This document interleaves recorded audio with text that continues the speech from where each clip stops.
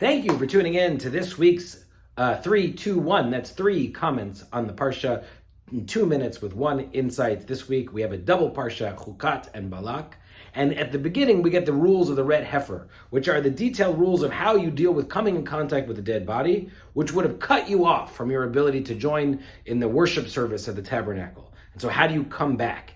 And the Talmud points out that the phrase for the rules is actually called, this is the Torah of if someone dies in a tent. And so they play on those words and say what we're really talking is not about ritual impurity, but if you die in a tent, in other words, if the tent is Torah, that in order to get true Torah, the real depth, meaning weight, grit of Torah, you have to die for it. You have to kill yourself for it.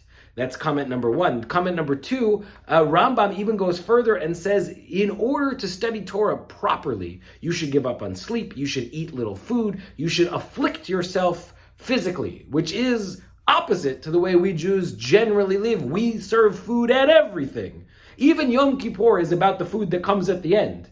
So then, of course, we get to the third comment about the other thing that happens, this Parsha, or another thing, which is Miriam passes away and the well disappears.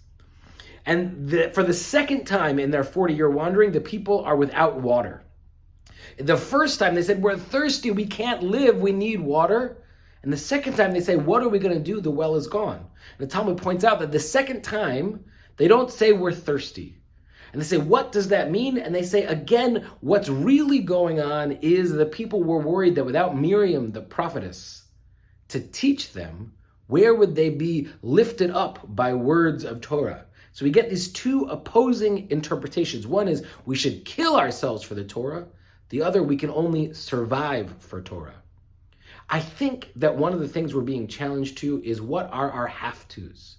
Too often we give over our ability to choose because we say, well, I have to do X, I have no choice.